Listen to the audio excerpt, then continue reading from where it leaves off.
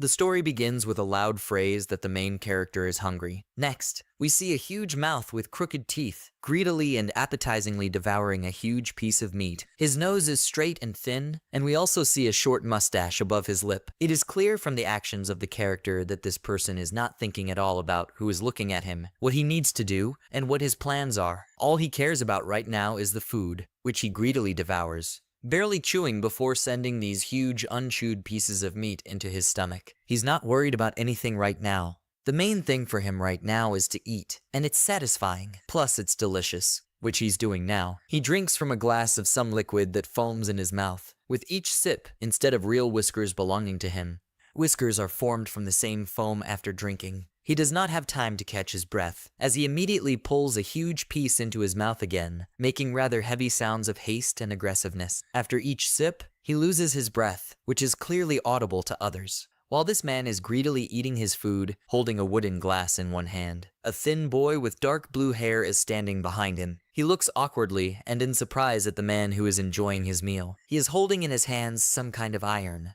on which hangs some kind of flag of such a blue color, apparently belonging to some family or kingdom. He himself is dressed very simply. On top, he has a light sweater with ties at the chest, as well as dark trousers, rather short, which do not cover his ankles. He looks at him with an unpleasant look and thinks that he should not bite into this meat so shamelessly. His face looks like he's jealous. He obviously doesn't like it, because now his stomach is rumbling too. These sounds cloud his mind. When a person is hungry, he is unable to shift his gaze and attention to something else.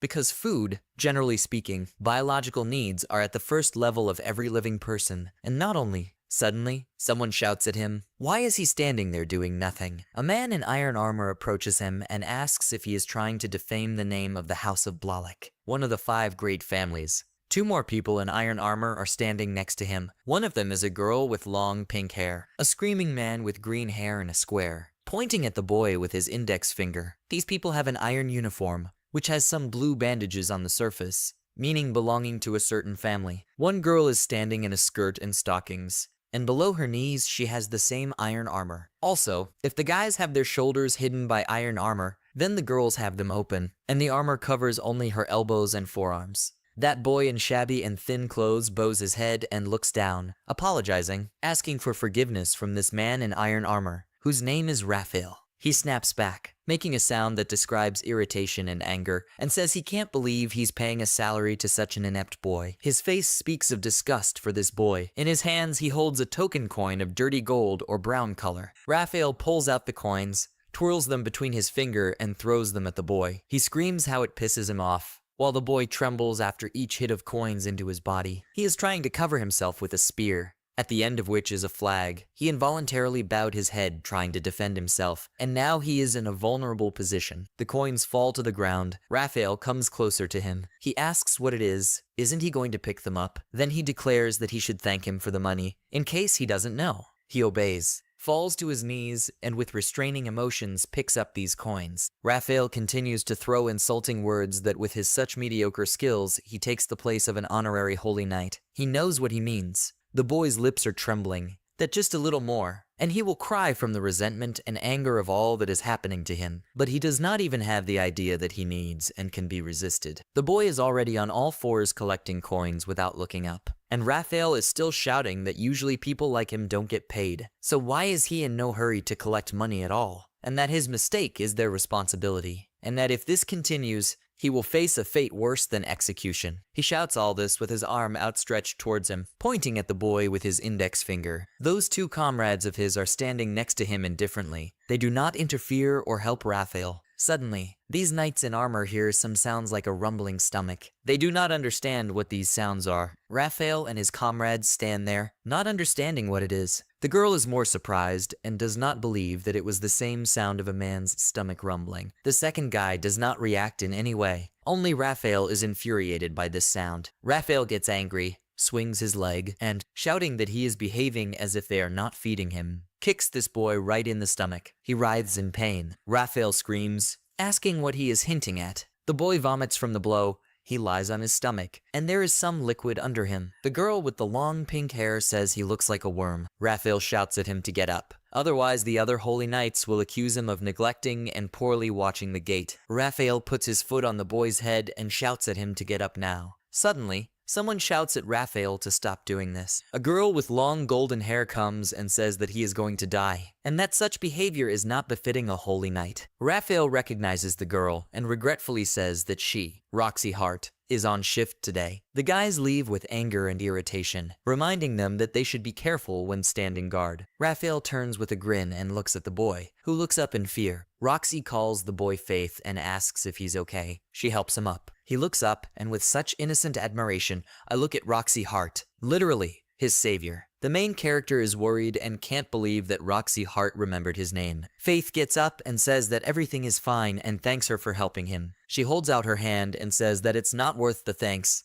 They are comrades in the service after all. Then she offers to stand guard in turn. Roxy Hart starts saying that if those people treat him like that again, then she, Faith, interrupts her, actively waving her hands and saying that no, nothing like that, and that everything is fine. Then he runs away in a hurry, saying that he has to go. Roxy stays where she is, surprised by Faith's unexpected behavior, while Faith was running away. At the same time, he was thinking that he didn't want Roxy to get in trouble because of him. He thinks that she should follow her own path without burdening herself with unnecessary burdens. Besides, it's all for the good of the kingdom. He is walking among numerous people who are busy with their own affairs. Sunset is approaching. He goes and reflects that stale bread and thin soup are no good. They will hardly help him get enough. His eyes are full of despair and sadness. In this world, everyone is born with a skill. Every person has it. It is a blessing that God rewards them with. But there are also those whom God has not blessed. The skill of our main character is gluttony. Simple owls, it makes a person monstrously hungry. Faith considers herself superfluous in this world. He thinks about Raphael and the others and thinks that on the other hand, these guys are holy knights,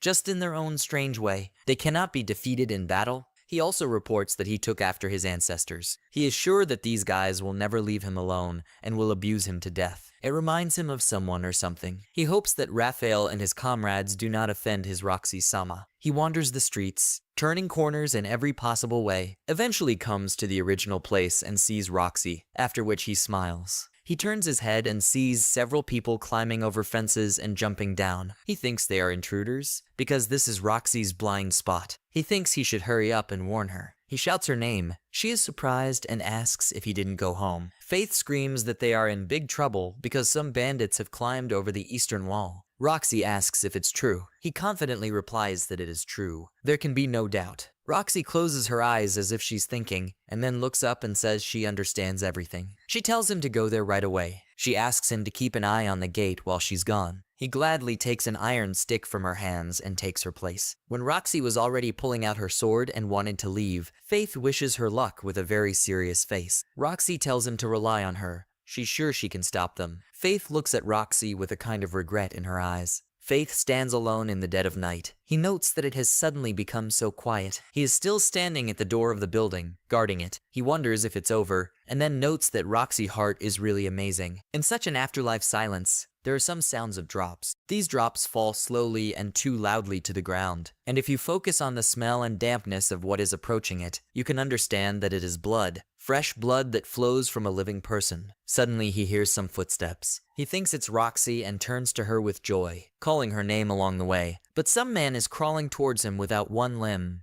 with a sword in his other hand. He's bleeding. He can barely walk himself. His eyes are filled with anger and rage. He calls Faith a small fry and shouts at him to get out of the way. Outwardly, he is completely covered with clothes. He is wearing a cape with a hood, which helps him to close himself and not let himself be identified. His clothes are torn. His face shows that he is suffering and ready to scream from the pain that comes from his hand, which is no longer there. It can be said that he crawls, gripping the sword tightly, using it as an additional support when walking. A person leaves a trail behind him, because blood flows from him with every step, so the whole road through which he passed is strewn with drops of blood. Faith's face is full of horror and confusion about what to do. He turned pale with fear. He freezes with his mouth open and his eyes moving nervously, full of fear. Then Faith realizes that someone has slipped away after all, and if he misses him, then everyone will blame Roxy. He remembers the joyful and beautiful Roxy, who moves so actively in front of him and smiles that it becomes so warm inside. There is not a drop of darkness and evil intentions in it. His hands are shaking. He can't let it pass. He makes up his mind and confidently attacks with his spear. The spear plunges directly into the enemy's body. Faith lifts the spear and throws the enemy back. The enemy falls. Crouching in pain,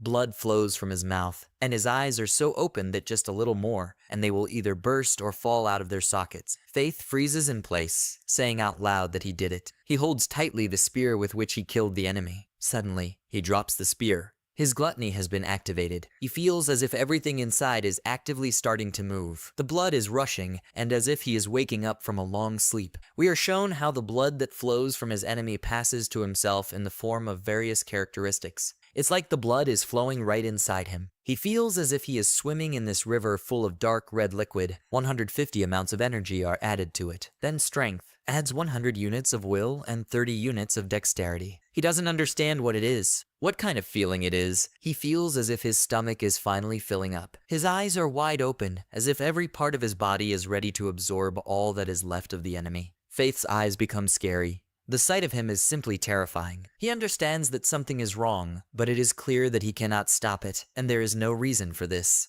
Because he feels his stomach filling up after a long time of fasting. The system somehow informs him that he now has all the characteristics upgraded, and that assessment and mind reading have been added. He is interrupted from his thoughts by a voice calling his name. He opens his eyes abruptly, as if waking up from a deep and exciting dream, and sees Roxy running to him asking if he's okay. You can see from her that she is seriously scared and excited. She puts her hands on Faith's shoulders and asks if he's hurt. Faith still can't wake up and make sense of everything. He hears Roxy hesitantly saying that she accidentally missed one of them, and that he's kind of pale, because she's worried about him. However, these words were not spoken out loud. Only Faith hears it, presumably because of the acquired skill. He shudders violently and comes to reality. Of course, he's surprised, because he hears something that Roxy doesn't say out loud at all. Roxy asks if something is wrong, and he stammers that no, nothing happened. He waves his hands awkwardly, closing his eyes, and says with a smile that he is really fine, and that there is not a single scratch on him. Roxy sighs with relief, closing her eyes, and only takes his word for it, saying that she understood. Suddenly, he hears a voice saying that it's such a relief that nothing happened to him, and that she thanks and praises God for it. Roxy lets go of her hands, and Faith doesn't understand what just happened. He stares intently at Roxy's hands releasing his shoulders. He examines himself, his body from his feet, and then he looks up and remembers the enemy. He asks Roxy to pretend that she's the one who dealt with them. Roxy's face shows that she is afraid to hear something terrible about Faith, in case something happened to him after all. She starts to resist and worry, saying that it's not fair, because Faith also put one down. Faith doesn't speak directly, but replies that it's all thanks to her, Roxy. Then he adds that besides, if Raphael finds out about it, it will be quite problematic. He says this with a very awkward body position. He seems to say it with a sigh, showing how disgusted he is with the thought of Raphael and his comrades. He is very tired of them. Roxy is surprised at this statement at first, and then with a calm face says that it's okay. She will do so. She closes her eyes when she says this, as if to herself, showing that she turns a blind eye to his problems, which Raphael and his comrades get. She says she understood him, so they will report the incident the way he suggested. Faith awkwardly bows to her, lowering her head and arms in zero gravity, and thanks her. Roxy, with a guilty expression on her face, says that she should thank him, because if he hadn't warned her, then she would have tarnished the name of the Hart family. So she asks him to let her thank him properly. He puts his hand on his heart and says it with a pure smile, showing how grateful she is to him. He waves his hand in panic again, saying that it's not worth it, and that accepting gratitude from the Holy Knight is. He doesn't finish the thought, because he sees Roxy taking offense, blowing her cheeks. Her eyes look at him in the same tired way, as if telling him not to refuse or show off, and just calmly accept her gratitude for his feat. Faith blushes a little and is surprised, opening her mouth slightly, realizing that she also makes such expressions. Roxy thinks about it, holding her index finger to her cheek, showing her diligent efforts to come up with something, and then says that she has come up with it. He folds his pens in front of him and asks Faith why he shouldn't get a job with the Hart family. She winks, points her finger at him, and says she's sure her father will take him if she tells him about what happened today. He backs away and asks what she's talking about, because it's impossible. He clenches his fist and says that his skill is useless. Besides, there is a problem with the Blalock family. Roxy says he doesn't have to worry about it, and then he asks a provocative question. Is he really going to work for them for the rest of his days? When she asks this question, She looks at him with a look as if she is ready to condemn him. Faith is just speechless, not knowing what to say to her. He pulls and pulls, uttering undivided sounds of thought, and then bows to Roxy, saying that in that case he can't wait to get to work with her. Roxy closes her eyes and smiles, glad that he agreed. He says it's great, and then adds that it's getting late and that he should go home. He bows to her again. Roxy asks him to come to the Heart Estate the day after tomorrow at noon, and that she will be waiting for him. His eyes are already filled with tears. He thanks her again and again. His eyes are full of tears. Tears flowing straight down to the ground as he tilted his head down as he thanked her. He can't believe how happy he is about Roxy's proposal right now. The deep night, the sky sprinkled with stars, seemed to sparkle brightly for Faith, who experienced unprecedented emotions today and stopped feeling constant hunger. Deep in the night, the moon shine. However, not with the usual white light, giving the earth rays, but with a red light, as if filled with blood. The whole sky is filled with scarlet clouds. On a small mountain of numerous victims stands a man with dark blue hair. His eyes also sparkle with scarlet. He is dressed in a cloak that spreads in the wind. If you look closer, you can see the main character, Faith, wearing a black skull mask, from which those very eyes shine. He holds a sword in his hands. His cloak is torn. Apparently it happened during the battle. His face expresses anger and greed. Next, we see Faith sleeping with her mouth open on a haystack in her usual calm sleep. But he wakes up abruptly, his eyes wide open. He feels like he had a very strange dream. He gets up and wonders if yesterday's events were definitely not a dream. There is one window in his room from which the rays of the sun come, and they are quite enough to illuminate his room. The walls are built of thick bricks. His room also has a wooden table and a small wooden stool. There is a light-colored basin on the table. Next to Faith himself are two huge bags. It is not known what they are filled with, presumably also haystacks. He occasionally recalls how Raphael and his comrades came to him, how Roxy herself with deep blue eyes came to replace him, and how he killed an enemy who was trying to infiltrate the family. A picture pops up of him standing next to a corpse, holding a spear with a flag, on the tip of which blood is now also flowing, but only the blood of the enemy. Then he remembers the voice and wonders what kind of voice it was that he heard yesterday. He clasps his hands in front of him and starts thinking hard. He sits and thinks for a long time. It seems that that voice was saying something about acquiring appreciation and mind reading. It turns out that he was not remembering Roxy's voice, which spoke of relief and excitement, but about the voice of the system, which, without his will, voiced his achievements. He suddenly gives the assessment command, releasing his head and eyes down, as if concentrating, when suddenly his data appears. His name is Faith Graphite, and that he is at level 1. His energy is 120 units, and his strength is 151. His will is 100, and his dexterity is 130, and his skills are as follows: gluttony assessment and mind reading. He does not believe that he can see his status. He even leans his hand against the stack of walls behind him, as if instinctively trying to escape or distance himself from the system. A window appears right in front of him. His eyes are wide open. He does not understand what it is, because the indicators have become higher. He is even more shocked when he realizes that these are also 3-digit numbers, although all his characteristics should be less than 10. Then he calmly accepts the information that assessment and mind reading have also been added to his skills. He begins to understand and remember why he heard that voice when Roxy touched him last night. He only heard her thoughts because of the new skill he acquired when he killed an enemy. He wonders if the influence of his gluttony skill is really there. Next, we are again shown a mountain of corpses, headed by Faith in a black skull mask. If we look closely,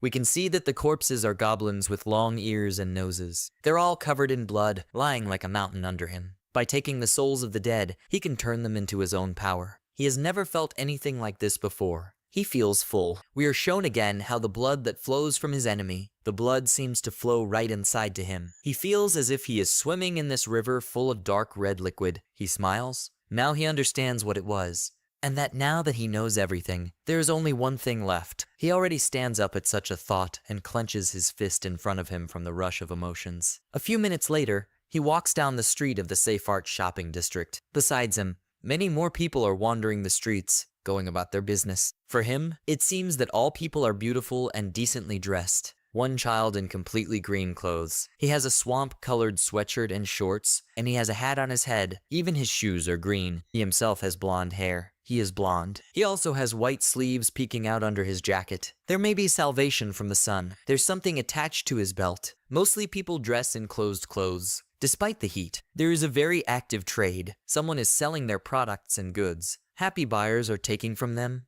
haggling for the best price. Faith walks through the streets, looking at the citizens and all the houses that surround him. The houses are built with a maximum of 2 floors. They are all very compact in size with one window that looks out onto the street, and the lower floor is completely designed for trade. They seem to have this area with counters built in. He searches for something in his pocket, and then takes out his palm, where there are 2 coins. All he had left were 2 silver coins. Of course, he understands this with great desperation. He reflects that if he wants to buy a gun, this place is his only option. He thinks he won't be allowed on the doorstep of high-end stores. While he was walking through the streets in search of a proper counter for him with weapons, suddenly, while he was thinking, an old man at the counter asks him if he is looking for a weapon. He smiles at him with all his might and treats him kindly. Faith tells him that he has read his mind. The old man kindly says that he wandered around looking at the clinics. It was not difficult for him to guess. Then he asks what he thinks about it, if he wants to take a look at his product. The old man is dressed in closed clothes of dirty colors. His vest is purple. His hair and mustache are overgrown. They are all gray. The old man also has a potbelly and is short in stature. He points with his palm at his product. There are very beautiful new swords of different sizes and thicknesses on his table. There are swords that even have silver or gold handles. In the lower position, you can see a sharpened axe. Faith thinks he can get something here, so he says out loud that of course he agrees.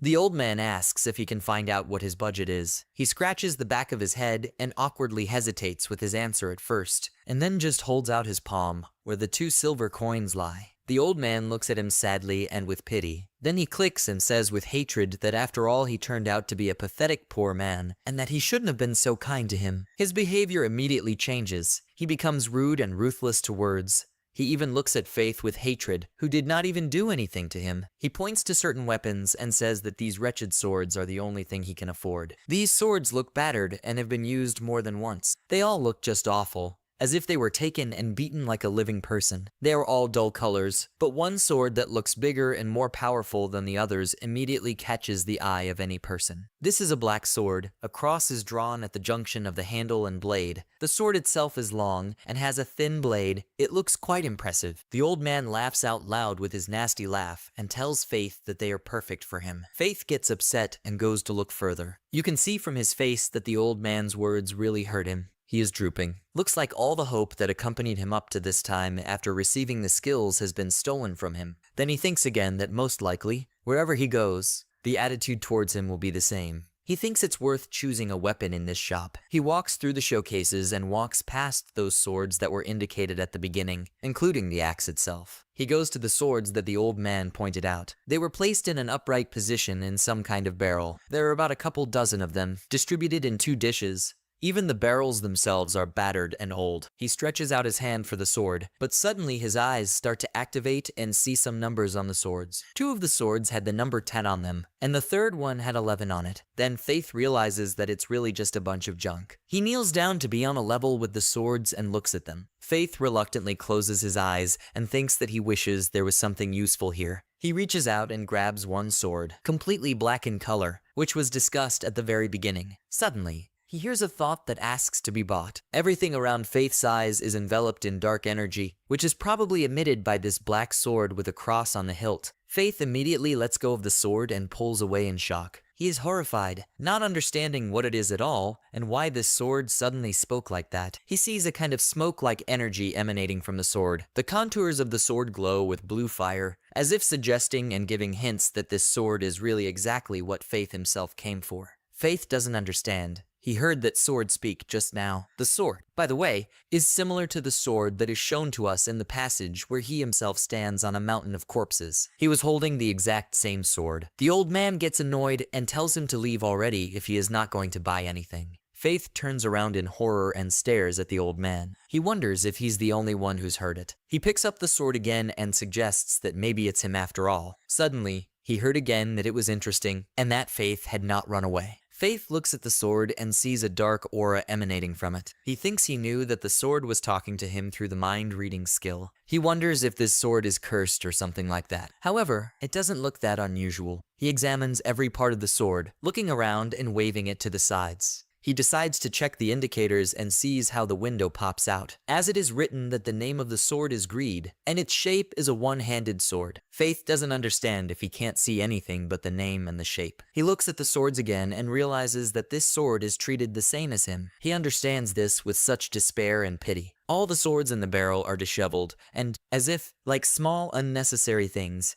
beaten and thrown away after use. There are many swords with different handles. One sword has them in gold, and the other is black. However, the blades of these swords are severely damaged, which leads to doubts about their suitability. There are also very thin swords, which are apparently designed for fencing. There is also a sword with a very thick iron-colored handle, which has long lost its shape. The sword suddenly asks what he has decided, and then asks if he will buy it. This sword, holding this sword in his hands, he still feels this dark magic that emanates from him, like smoke enveloping him along its entire length. Faith reflects that he is the only one who looks at least a little acceptable. Then he tells the sword out loud that yes, he will take it. Faith takes a sword in her hand, picks it up and says that he doesn't have any money anyway, and then smiles and tells him how he feels, namely that they look like each other. This black sword looks much better against the bright blue sky, telling Faith that everything is right and that everything should be the way it should be. The sword is already shining in front of Faith's eyes. The sword has a funny reaction to such things.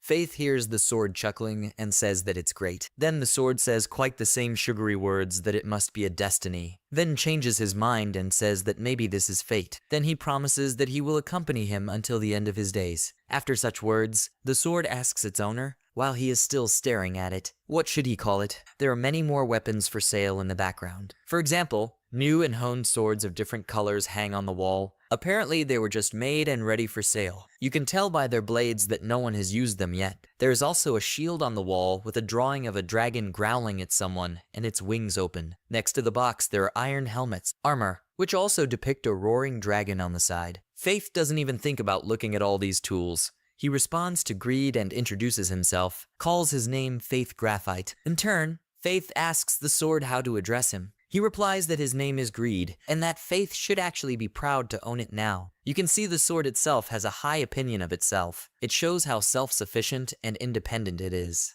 Suddenly, their conversation is interrupted by that old salesman. He calls Faith a poor man and asks how much longer he is going to consider him. Faith himself begins to get angry and annoyed. He walks towards the salesman with an aggressive gait and a sword, and then he puts those silver coins down loudly. The old man wanted to start a scandal. He started shouting, when suddenly another customer appears, and he smiles kindly again and tells him welcome to his store. After all, with a visitor who is potentially rich, you need to behave the way he behaved with Faith at the very beginning of their acquaintance. He even folded his palms in front of him as a sign of mercy and courtesy. Faith thinks to himself confidently that he will never set foot in this shop again. He leaves this counter very angry and offended. Of course, so many nasty and evil words poured out in his direction. He walks back down the same street, holding the sword tightly in his hands. He wrapped this sword in white material. Of course, not all of it, but the part called the blade. Apparently, this sword does not have a case, and for safety reasons, he wrapped it in material. Trade is still active. People with baskets pass by the counters, and some just wander about their business,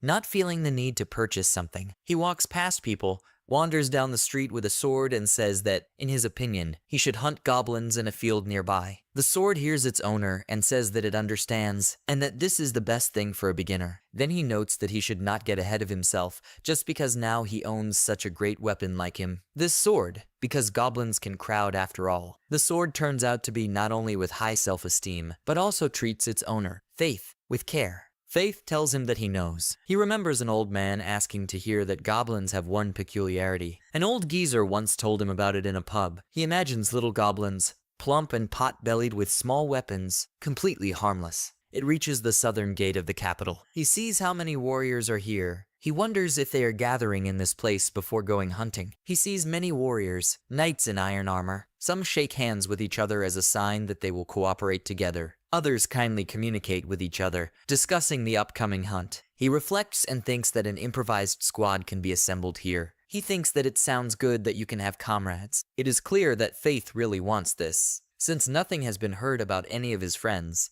except for Roxy's colleague. The sword, knowing his thoughts, says zealously that he actually has him now, the sword that Greed calls. Faith looks at the sword with awkwardness and disgust and says that's not what he meant. Suddenly, Some guy in uniform calls out to Faith, waving his hand to get his attention. This guy is wearing unusual armor. Only his chest and thighs are covered. The rest of his body is covered only with clothes. His hair is short and light in color. Faith turns her attention to him and turns her head towards him. That guy asks if Faith is a warrior, and if he wants, they can form a squad. He holds out his hand and says that the guy he usually goes hunting with couldn't come today. Faith asks with a happy smile if he's serious. He says that everything is serious, and then asks what his level is. He confidently shouts that he has the first level. There was silence. People had already gone far away, including the guy who offered him the team. The sword calls him by name and says he'd better give it up. He asks who would want to team up and fight monsters side by side with a person who has the first level. Faith sighs heavily, scratches the back of his head, and says that he was just glad that he bought a sword. Greed says that this is the truth of life. Besides, he shouldn't show other people his gluttony. Faith is surprised, asks to wait, and asks how the sword could have found out about this. He stops and looks around. The sword answers him that the fact is that they are the same as him, and that he will probably understand everything soon, whether he wants it or not. Faith scratches his cheek and reflects that the sword is right. In his opinion, he should not tell others about this. After all, if they find out about him, they can kill him. Then he smiles and reflects that because he has this power, he can become so powerful that no one will dare to raise a hand against him. All of his musings are accompanied by bloody paintings full of torments of people, as well as Faith himself in a black skull mask. Then he returns from his thoughts to reality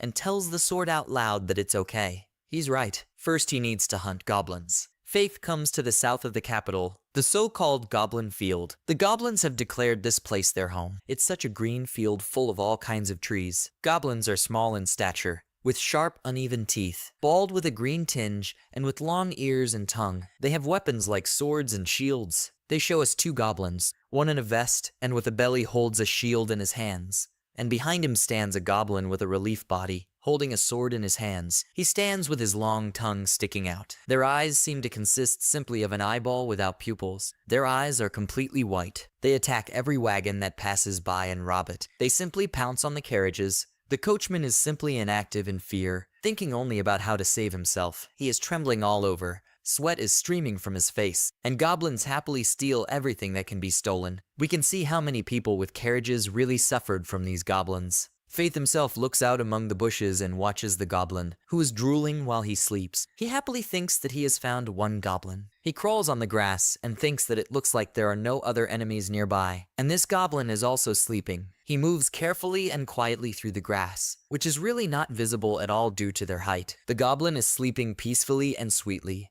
leaning on his sword. Unexpectedly, he has an assessment of this goblin. So we find out with the help of a red screen caused by the system that this goblin is a fighter, and that he is at the 3rd level. His energy is 30 units, and his strength is 40. All other stats like magic, will, and dexterity are equal to 10, and his skills make up small increases in strength. Faith reflects that this goblin is a fighter, judging by the name. There are other species. Then he realizes that this goblin's stats are below his stats. The goblin himself doesn't even suspect anything. He sleeps in a sitting position with his legs folded in front of him, and his head is hanging involuntarily. His legs and arms were overgrown with long and sharp claws. Then he thinks about the skill of increasing strength. He notices that it is written in the window that it is small. He thinks that if there is a small one, then there must also be a large one. He looks at this goblin and realizes that he is completely open. Faith smiles and runs towards the goblin with her sword. At the last moment, the goblin wakes up, but Faith kills the goblin. His gluttony is activated, after which his stats increase. The system is updated and tells Faith that a power boost has been added to his skills, namely a small one. Faith clenches her fist and is glad that he did it. Its data is updated and the window shows its characteristics. It says on the window that his energy is now 151 units, and his strength is 191. Magic and will are 111, and dexterity is 161. The following are his skills, namely gluttony, assessment, mind reading, and now strength enhancement. He sees this and rejoices that he is getting stronger. The sword tells him that you should not be so happy about the skill of the simplest goblin. The day will end. He will not have time to look back. Faith tells him that come on, it's the first time he's defeated a monster. He doesn't think other warriors had it that way, but until today, he usually ran away when danger arose.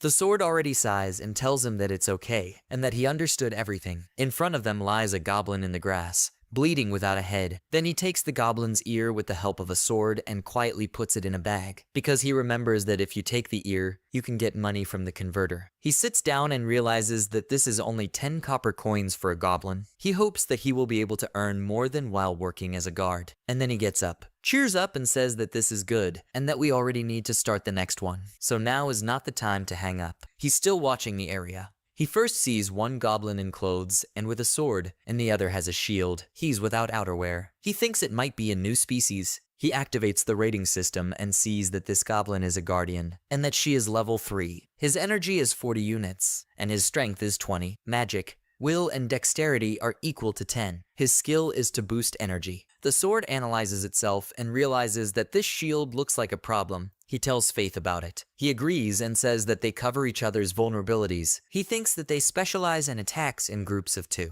Therefore, after much thought, he comes to the conclusion that it is probably worth starting with an attack on the goblin, but he understands that it will not be easy if he is suddenly stopped by this shield. The sword informs him that he does not have much combat experience, so he would like to be sure that he will kill them. Faith holds the sword tightly and prepares. The goblins are talking to each other. One pot-bellied man says something in his own language to another, who in clothes and with a sword answers him. They stand behind each other as if they've figured something out. Faith prepares for the attack and realizes it's now or never. He pushes off the ground and, picking up speed, runs towards the goblins. The sound of rustling grass is heard. Faith takes a big step with a run. He encourages himself to do it now. Goblins hear all this and react to it immediately by turning their heads behind the sound. They manage to say something to each other. The other raises his shield. Their teeth are already gritting from anger and the suddenness of Faith's attack. One immediately raises his weapon. The other manages to raise his shield. Then Faith realizes that he screwed up because the goblin is going to block the blow. He started confidently jumping and swinging at the goblin, but in the last seconds he lost his grip due to panic that he would not succeed now. However, with one swing of his sword, he cuts through this goblin. Everything in Faith's mind turns red. The goblin doesn't have time to do anything. His gluttony is activated. All sorts of characteristics are increased again. A new energy enhancement skill is added, namely small. Again, there comes that feeling as if the blood that flows from his enemy passes to himself in the form of various characteristics. It's like the blood is flowing right inside him. He stands in shock, not understanding if he has cut the shield. He looks at the shield in surprise, not believing what just happened, and at these thoughts, the sword only emits a small and short laugh. He doesn't believe that this sword can be so powerful. The goblin does not have time to react and only waves his small sword up and down in fear, apparently trying to intimidate Faith with the sword. He had just seen Faith cut his goblin partner in half. In the next second, Faith cuts through this goblin without much effort. Apparently, Faith was waiting for a new skill. He wonders if he didn't get the fighter's skill,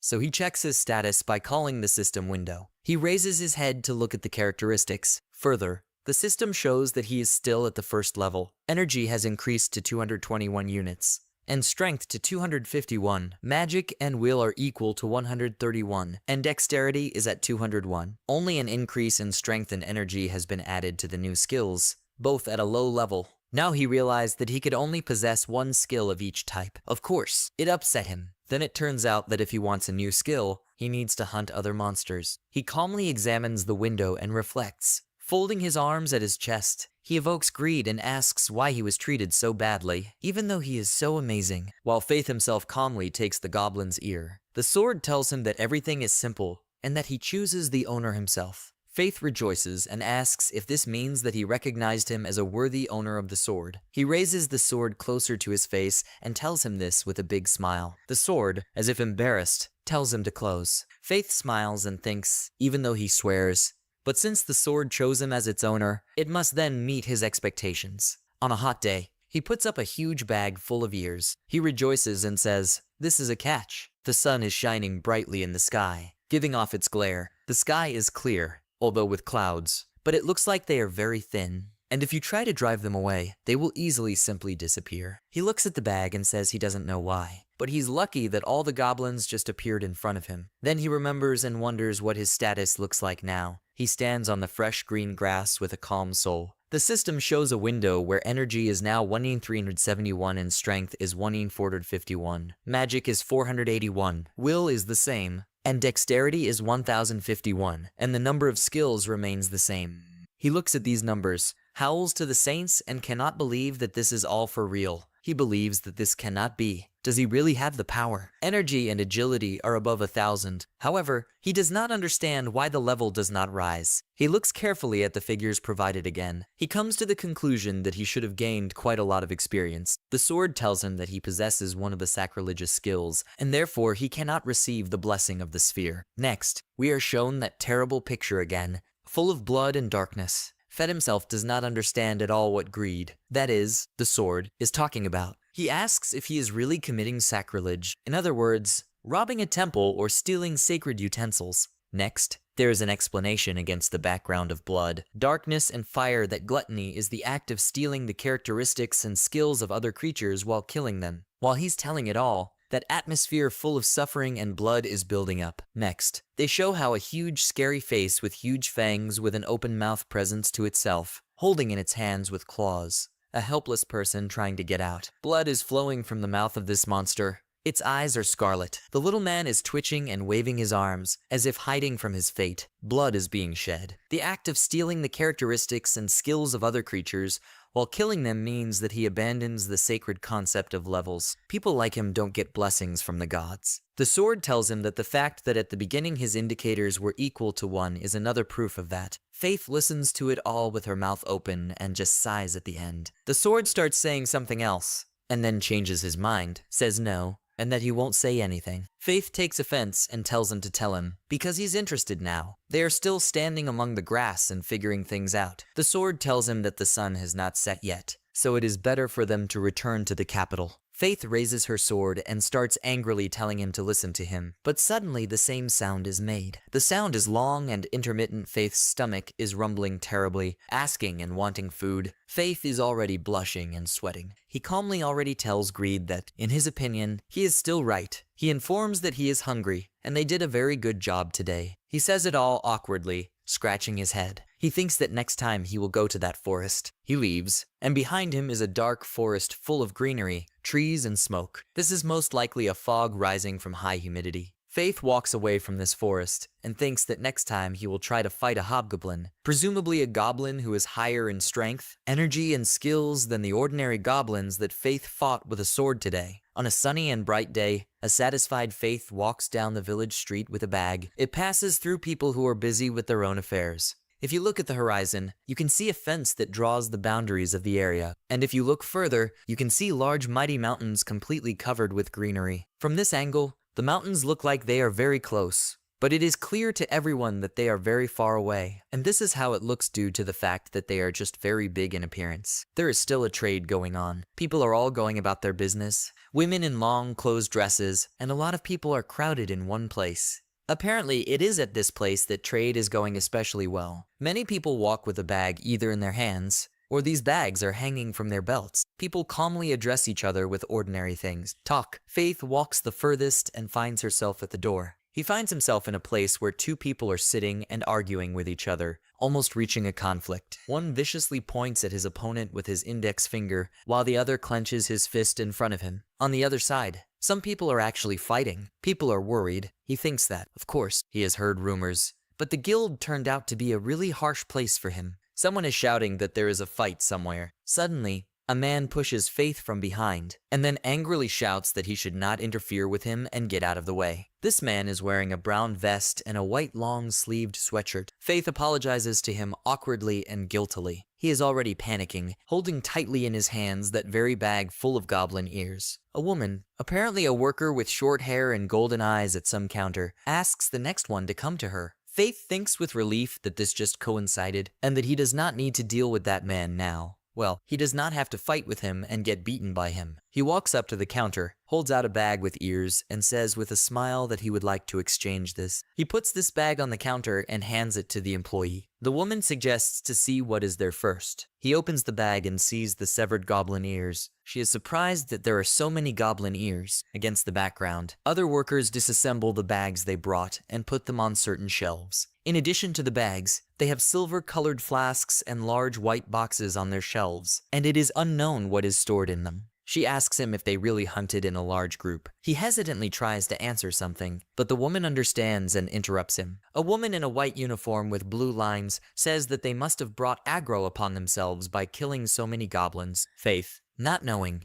asks again if she said the word aggro. She confirms that it is. She explains that if you kill many identical monsters in one day, then other representatives of this species will hold a grudge and start hunting them. For this reason, people usually kill no more than 10 individuals. Faith scratches the back of her head, awkwardly saying that if it's true, then he didn't know because he's new, and he wonders to himself why there were so many monsters in his path. Before that, he was glad that he was lucky that so many goblins themselves came to him and fell under his sword. It turns out that after several murders, they just started hunting him, and in the end, they themselves fell under his blow. The woman looks at him and says that he must be in rags because he fought a lot. She praises him and calls it a great job. Of course, Faith is embarrassed that he didn't actually change his clothes, and she called his clothes rags. The sword laughs and says that these are actually his usual clothes. Faith tells him out loud to shut up, turning his head to the sword and clenching his fist. The woman is surprised and does not understand what he is talking about or whether he is talking to her at all. She was even scared and shrank back. Faith laughs awkwardly and waves his hands, saying haltingly that he just thought those guys were too noisy. The woman walks away and tells him that she will then prepare his reward, and he should wait for her a little. As soon as she's gone, he starts cursing the sword. A queue is forming behind him. His stomach is rumbling again. He is thinking about what to buy for dinner tonight. He hopes that he will be able to afford something satisfying. He strokes his belly as if it were a separate being from him, and he feels sorry for it. He ponders, scratching his chin, but with a smile. Suddenly, the sword calls him and says that it is very unpleasant for him to be so dirty, so he, that is, Fet, should clean it before dinner. This sword is hanging from his belt, wrapped in that dirty white material. He says again that he needs to be taken good care of after the battle, because it's as important to him as food is to Faith. Here Faith awkwardly thinks that he did not even attribute greed to the blacksmith immediately after the purchase. He scratches his head and suggests looking for a blacksmith nearby. After he keeps his word, he leaves the workshop and thanks the master. In the background, a man is rummaging through some drawers. Then he pulls out a small bag and realizes that in just half a day he has earned more money than he has saved in the last 5 years. And he even has something left after he paid the blacksmith. He clutches the bag tightly, as if it is something not real, which can evaporate at any second. He closes his eyes and is ashamed to think how pathetic these 5 years have been. He remembers Raphael with his comrades and all his bad deeds and words. Their faces are full of anger. They look at Faith with a grin. Then he shuts himself off and concludes that he won't think about it because he said goodbye to his past life. He protects himself from bad thoughts so as not to give up and get upset. He clenches his fist and confidently declares that now he will only look to the future. The sword interrupts him and says that it's good that he thinks so in advance, but it won't be easy for him if he doesn't learn how to take care of him himself. Faith, without hesitation, tells him that, in his opinion, he is right. He's still walking down the street full of people. He says that there was not a scratch on the sword, and Faith does not want to give away 1 copper coins every day at all. He's clutching a sword. He remembers how the process of choosing a sword went through, and how he spoke to him. He reflects that if he suddenly has to travel, he will not be able to visit the forge often, and in general he fights side by side with him. Then he says out loud that he understood everything, and that he is going to buy blacksmithing tools after dinner. The sword tells him that it seems that he has finally realized its greatness, and it is better for him to be very careful, as when polishing precious stones. Faith notes that he is indeed a proud weapon. That sword replies that this is true. Of course, after all, because his name is Greed. He is walking along a street where there is an active trade. One man is shouting, urging everyone to buy his fresh baked bread of different shapes and different flavors. Some grandmother is standing at the counter selling vegetables. People happily leave with groceries, with bags full of food. Faith walks past them with the idea that he can afford a sumptuous dinner tonight. He's thinking along the way about what to eat. He comes to the conclusion that it must necessarily be meat. Besides, it must be the most delicious. A huge steak or a big leg comes to mind. He walks down the street and feels such a thick smell of fried meat. He realizes that the smell comes from a certain door. He decides that they will have dinner here. Suddenly, he is pushed by a huge, overweight man who is leading a little girl. Faith falls and hits her back against the wall. That man rudely asks Faith where he's looking at all,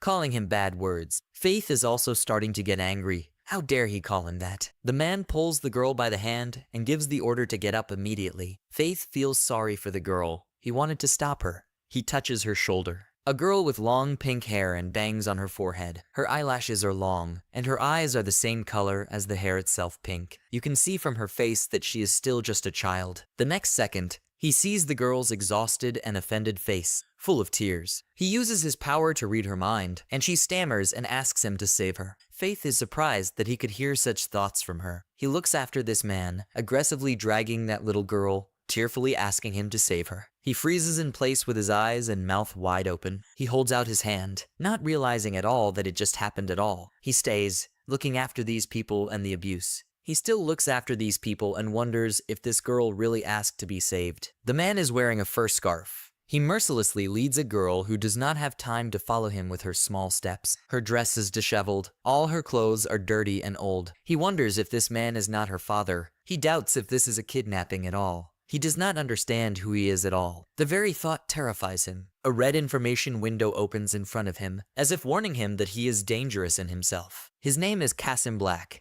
who is on level 15. His stamina is 920 and his strength is 900. His magic is 670 and his will is 500. However, his skill icon is empty. Faith is surprised that this person has no skills. He thinks that this is impossible, because everyone is given a skill at birth. The sword tells him that it must be a concealment skill. He does not understand and asks again what it is. He listens to him attentively. The sword tells him that, as the name implies, it hides the skills of the owner, which is why he cannot see them. We are shown a window that only dimly shows symbols and silhouettes, from which it is very difficult to read at least some information. Then the sword asks him what he's going to do now. Faith makes a face, showing that it is difficult for him to decide and take action right now. He doesn't understand what he's talking about. The sword tells him that he has seen his stats, and that this man is a warrior. There is a dark energy emanating from this man. If Faith had purple energy in the scary pictures of corpses, then this warrior's energy was a dirty brown color. The sword tells him that his stats are a little higher, but it focuses his attention on his eyes because he has the eyes of a killer. This man's eyes are full of rage and blood. If you look at his pupil, you can see this smoke, which speaks of danger. Faith is wary of such information and immediately thinks that he is going to kill that girl. He thinks that the sword should not only talk about killing this girl. Faith exhales and says that the food can wait. He offers the sword to go after them. The sword is surprised and asks if he really wants to save her.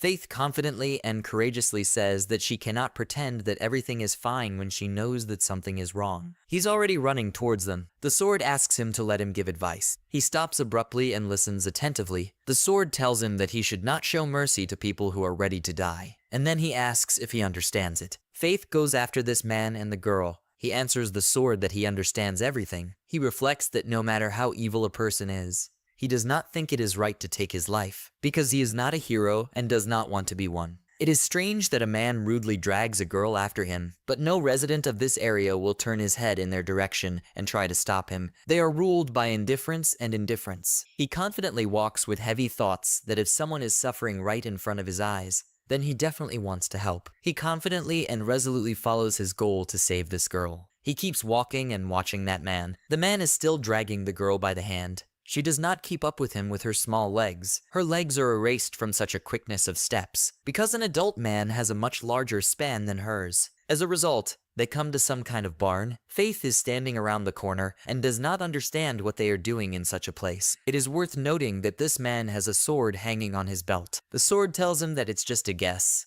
but maybe he's going to sell this girl to someone, or he stops before he finishes the thought. Faith guesses what the sword wants to say and says that both options sound bad. He is already scared and seems to be physically distancing himself from such a thought. He quietly looks through the window into this building and sees how the girl is chained to the wall. And in front of her stands this bald man with a smile. This window was broken before they appeared, so only fragments are fixed on the edges. Faith immediately thinks that this is really a kidnapping. The next minute, the man slaps the girl in the face and says that he loves working with children because they immediately become so obedient. You only have to scare a little. He says that this is such an easy job. The girl falls from side to side without saying a word to him, so as not to increase his anger. She loses her balance and hope every time that she does not show any resistance to him. He shouts at her if she knows that her parents abandoned her, and then adds that he even almost sympathizes that she has such a useless skill. The girl first opens her eyes wide in shock, and then her eyes close in tears. It is painful and unbearable for her not only physically to endure this, but also mentally to listen to such words from him. Through the window, Faith watches this picture and sees the back of a poor girl who is lying exhausted on her side. His mouth opens wide in shock. He remembers himself as a child, when other children threw stones at him and laughed at him while he lay on the ground and trembled with fear. No one helped him then, and did not pay attention to such treatment. Exactly the same thing is happening now with the same girl. He starts to get really angry, clenching his teeth. The sword brings him to himself, telling him to calm down, because if he attacks him right now, then he won't have a chance. Faith continues to hear the man calling her a pathetic girl, and that from now on she will be doing something very good. He throws his arms to the side and laughs out loud, saying that being a toy of the Holy Knights is a decent job. In the background, a girl lies face down, chained. Then he turns to her and asks if she is not happy. She actively waves her head to the side as a sign of denial. Then the man takes her by the hair and lifts her face up, telling her to be a good girl. Otherwise, he will just kill her. Then he asks her if she understands what he just said. The man says that the last child didn't last a week, so he got more work, but he's not at all. The next second, he kicks his foot into this girl's stomach. She writhes in pain, holding her stomach. Faith's hand on the windowsill tightens. Faith wanted to climb through the window and stop this injustice. He wanted to shout already, not to keep silent about this, but the sword tells him to stand and wait some more. Faith resists and angrily wanted to say something, but the sword interrupts him and tells him not to be led by emotions, otherwise he will die. Faith can barely keep from bursting in there. He walks away from the window and thinks hard about what to do. The sword reminds him that maybe it was shown a little higher. But this man has much more experience. He continues to reassure and explain, suggesting that he was killed, and then he doesn't finish the thought. Faith clenches her teeth in anger and then exhales, saying that he understood everything and that he would pull himself together, whether this would suit the sword. He looks out the window again and wonders if there's really nothing he can do. He sees the crates and thinks he can use them as a hiding place and get closer. While he was thinking it all over, the sword informs him that the man is leaving. Indeed, the man opens the door and goes into another room, and the girl remains in this room with chains. Faith sees the girl slowly getting up, enduring all the pain she has just experienced. He understands that it's now or never. He jumps to the window loudly enough. Without observing the silence, the girl turns to the sound and sees Faith. In a moment, Faith turns up next to this girl and tells her that he came to save her. He pulls out his sword and tries to control his expression so as not to scare the girl herself. He cuts these chains with his sword so that they just crackle into pieces. The girl informs him that she is fine, carefully examining her hands, which are now really free. Faith says that then she will go with him and that they need to get out of here. He helps her up on his knees. The girl is so happy that tears started flowing from her eyes. Faith seriously asks if she can walk at all. But the next moment, the girl's face fills with fear at the sight of that man behind Faith. She freezes in front of him, her lips trembling, unable to say anything. Her complexion pales dramatically, and her hands automatically cover her from fear. Faith realizes that something terrible is about to happen. He turns at the sound. This man says it happens from time to time. Some noble idiot comes to the rescue, and then he kills this potential savior in front of these brats. He says it all with such an expression on his face, as if it was all set up on purpose, as if Faith himself voluntarily fell into this trap. Faith abruptly turns to face him, and the man pulls out his sword. Faith spreads her arms, as if protecting and guarding the girl with her whole body. The man says if he knows that children immediately become so sweet and obedient when this happens. Faith pulls out her sword and stands confidently in front of him while the girl at the wall panics and trembles with fear. The man tells him to do him a favor and scream properly while he kills him. This angry bald man appears outside the door. His neck is draped with a fur scarf, which says a lot about his personality. He confidently walks towards them with his sword raised, his hands twitching like a sick person. The room is furnished with drawers. The door is locked. He keeps talking and saying that it looks like a moth, and then, not remembering the phrase he wanted to voice, interrupts his own thought and says that it doesn't matter anymore. The girl was freed from the chains. Faith is holding her hand tightly. He also holds his sword in an upright position, preparing to attack. One of his legs is put forward for support and jumping. Faith realizes that it was a trap, and that he fell for it. He's already grinding his teeth with nerves and excitement. The formidable man says how pious Faith is. He calls him a stupid boy because he himself came into the clutches of death. Then he adds that, and he doesn't mind, because he was just in the mood to have some fun. Faith begins to tremble with fear. His legs give way. He does not know what to do, how to solve this situation. But he does one thing confidently. He holds the sword tightly. He cheers himself up and orders himself to pull himself together now. The man sees how Faith is afraid of him and asks, what is it? It seems to him that Faith can barely stand on her feet. Faith reflects that it is too dangerous to fight while he is protecting the girl. But also rushing at him is too bad an idea for him. He still can't decide what to do. Suddenly, he hears his name from his sword. He tells him to take the girl and step back. Faith looks at the sword for a second, directing all his attention at it. He wants to argue with this decision, but the sword interrupts him and asks if he remembers what they just did. Faith thinks for a moment and remembers how he broke the chains that were shackled on the hands of this poor girl with one blow of his sword. He gains confidence and understands what this sword was talking about just now. He abruptly takes the girl's hand and drags her along, shouting that they need to go in a certain direction. The girl screams in surprise, but runs after him. This bald man tells him that he will regret that he decided to contact him. As a result, Faith and the girl find themselves in a dead end surrounded by numerous boxes. He covers the girl with one hand, and with the other hand he confidently holds a sword in front of him. The girl pulled her arms towards her, creating a tightness and warmth around her. She's excited and scared. A man finds them anyway and says calmly and at the same time menacingly that that's it. Their catch-up is over and that they have nowhere else to run. Faith does not react to the words of the enemy in any way, and tells the girl that she must keep away from him because it is dangerous here. The girl hears this and walks away from him in surprise. Faith clutches the sword tightly. Thrusting it forward, the man, as if laughing, asks if he had time to pray one last time before his death. Faith doesn't answer anything again and just stands there excitedly, waiting for the best moment. Suddenly, the sword tells him that he needs to act right now. Faith holds the sword with both hands and swings it. The crazy man laughs at the fact that he attacks him and calls him a fool. He defends himself from the sword of greed, but in the next second, the opponent's sword shatters into two pieces. The bald man does not even have time to react, as Faith strikes a second blow, cutting the enemy in the stomach. The last thing the bald man has time to say is that this is impossible. He falls face down, hit by a single blow from Faith. Half of the blade of his sword is lying on the floor, and he is bleeding. Faith stands in front of him, sword lowered, and behind him is a frightened girl. The sword tells Faith that he did a good job of provoking him. The provocation was that Faith and the girl had to move away from him. Faith raises her sword and proudly tells him that it's all thanks to his hint. He praises him and says he doesn't know what kind of sword he is, but he can cut through anything.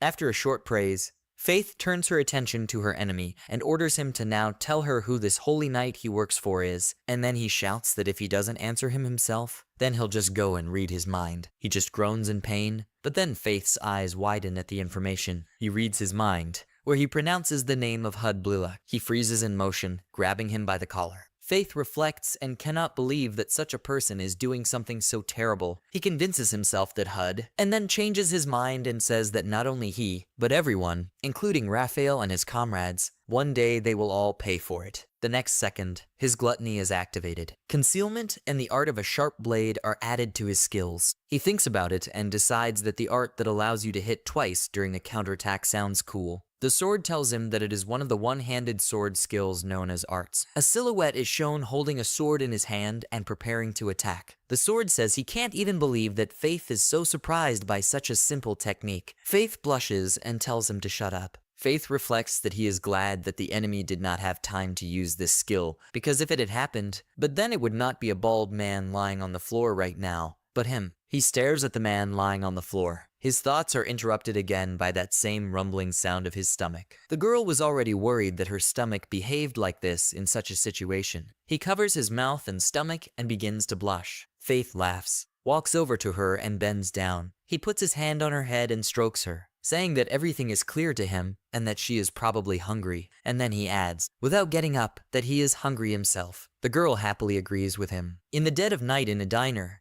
on the sign of which such devices are painted. Like a fork and a knife, they serve such delicious and appetizing food. There are 3 fresh loaves of golden-colored bread on the table, as if they had just been pulled out of the oven. There is a hot soup on the plate made from large pieces of meat and vegetables such as potatoes, carrots, and broccoli. A girl and Faith are sitting at the table, each with their own portion. Faith smiles at her and tells her not to be shy. The girl was already drooling from such an appetizing meal. Faith tells her to eat already. With a trembling hand, she picks up a spoonful of soup with a large piece of meat, presents it to her mouth, and eats it. Her eyes just start to glow with joy and the taste of this soup. Her cheeks are pink and full of food. Faith decides to eat too and says she is starving. The girl eats in a hurry, enjoying every spoonful of soup. They have dinner together, stuffing their bellies. They go outside, where the sky is shrouded in numerous stars. There are much more stars, both in number and in the volume that they make up together, than clouds. After questioning, Faith found out that this girl was from a rundown orphanage in the slums, where he also lives. They walk down the street and see the nuns standing at the door of the church. When they got there, it was after midnight. It was a deep and dark night. On the threshold, he noticed the nuns,